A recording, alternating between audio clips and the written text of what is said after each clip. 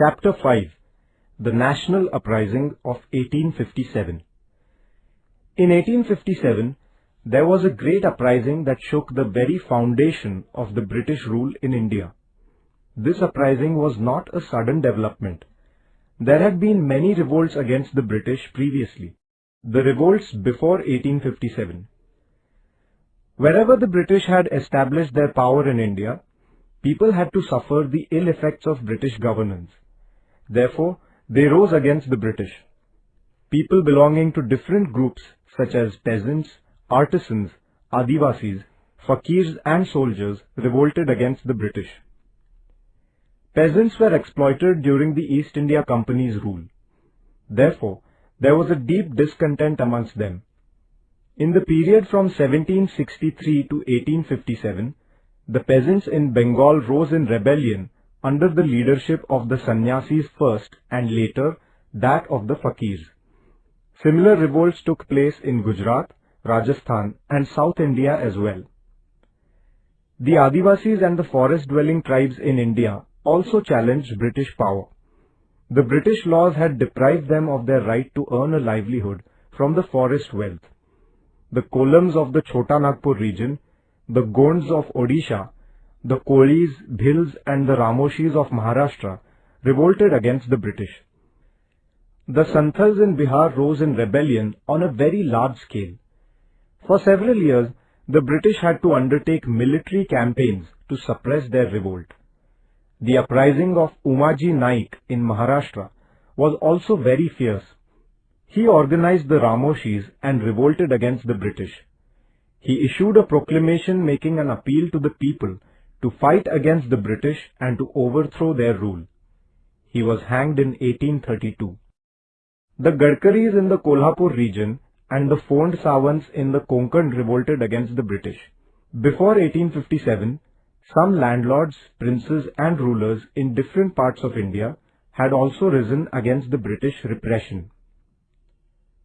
The Indian soldiers in the British Army had also revolted against their officers time and again.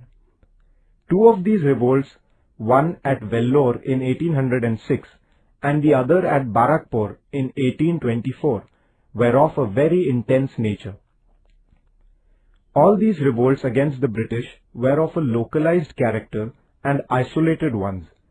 Therefore, the British could suppress them. But even then, the discontent among the people was only suppressed. It did not die out. This simmering discontent finally exploded in the form of the uprising of 1857. It was as if a spark had suddenly set a storehouse of ammunition on fire. In 1857, the anti-British discontent seething in the different sections of the Indian society burst out in the form of an unparalleled armed revolt. The causes for the uprising of 1857. In the pre-British period, a change in the ruling power did not affect the life of the village community. The British, however, destroyed the existing order and replaced it with a new one. This created a feeling of instability and insecurity in the minds of the Indians. This feeling grew with time. Economic causes. Because of the new revenue system introduced by the British, the peasants were impoverished. Indian industries were ruined due to the British trade policy. Many artisans lost their livelihood. They developed a strong resentment against the British.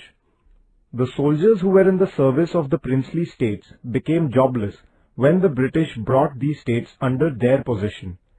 These soldiers, too, became strong opponents of the British. Social causes. The British rulers interfered in many traditions and customs in the Indian society. They made acts like the Sati Prevention Act and the act allowing widow marriages. People thought that the alien government was trying to destroy their way of life by passing such acts. They resented it. Political causes. From 1757 onwards, the British had destroyed many Indian kingdoms. Between 1848 and 1856, Lord Dalhousie abolished many more states. He dethroned the Nawab of Awadh under the pretext of mismanagement and took possession of his princely state. He abolished the princely states of Satara, Jhansi, Nagpur, and others by rejecting the right of inheritance of the adopted sons of the rulers. He stopped making annual payments to the successors of some of the deposed kings. All this resulted in the spread of a great discontent among them. Discontent among the Indian soldiers. The British officers treated their Indian soldiers with contempt. No post higher than that of a subedar was ever given to them. Indian soldiers were paid less salary than their white counterparts.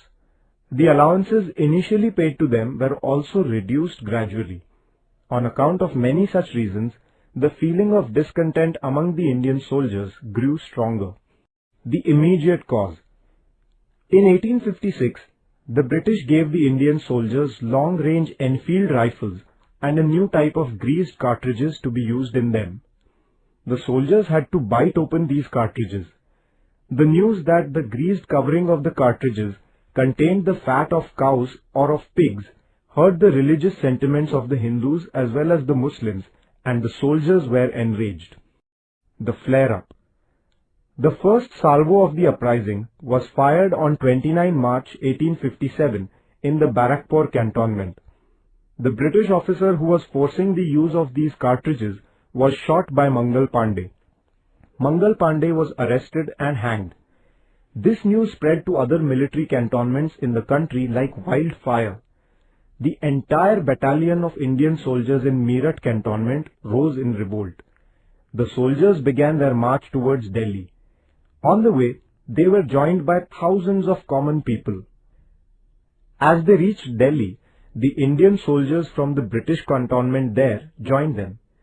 Bahadur Shah Jafar, the Mughal emperor, was given the leadership of this uprising. He was proclaimed the Emperor of India. The scope of the revolt. The revolt spread to the whole of North India in no time. Indian soldiers in the British cantonments, right from Bihar up to Rajasthan, raised the standard of revolt. Many people joined them. Within a period of 3 to 4 months after the revolt began in May, it spread to East Punjab, the areas around Delhi, Rohilkhand, Bundelkhand, Allahabad, Awadh and West Bihar. The uprising also spread to South India. There were revolts at places like Nagpur, Satara, Kolhapur and Nargund. Women also took part in the 1857 uprising. Local revolts like the uprising of the Bhils in Khandesh under the leadership of Kajar Singh and the one in the Satpura region under Shankar Shah were crushed by the British. About 400 Bhil women had taken part in the uprising in Khandesh. Leadership of the revolt. Though the Mughal emperor was given the leadership of the revolt, the uprising was actually led by Nana Sahib Peshwa, Tatya Tope, Rani Lakshmibai, Begum Hazrat Mahal, Maulavi Ahmadullah, Kunwar Singh and the Mughal commander Bakht Khan. The intensity of the uprising was greater in Delhi, Kanpur, Lucknow, Jhansi and the West Bihar regions. Bakht Khan shouldered the responsibility of defending Delhi. The British concentrated all their might on capturing Delhi. They captured Delhi in September 1857. They arrested Bahadur Shah and killed his sons. Nana Sahib Peshwa and Tatya Tope led the revolt in the Kanpur region. Rani Lakshmibai of Jhansi proclaimed the independence of Jhansi and went to war against the British. Kunwar Singh, the landlord of Jagdishpur in Bihar, himself took up arms against the British. In Rohilkhand, Maulavi Ahmadullah inspired the people to rise against the British.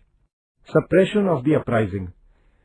The rebels and their leaders fought against the British, putting their own lives at stake. But the British soon overcame the initial shock of the sudden uprising. Within the next 6 months, the picture began to change. The British recaptured most of the important places they had lost. Rani Lakshmibai, Kunwar Singh and Ahmadullah lost their lives on the battlefield. Bahadur Shah was put in prison at Rangoon. Nana Sahib and Begum Hazrat Mahal took asylum in Nepal. Tatya Tope continued his fight against the British for more than 10 months. However, due to treachery, he fell into the hands of the British. The British then hanged him.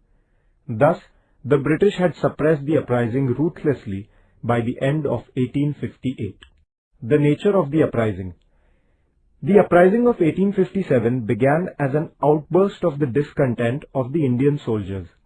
Later, common people like peasants, artisans and craftsmen also joined the rebellion.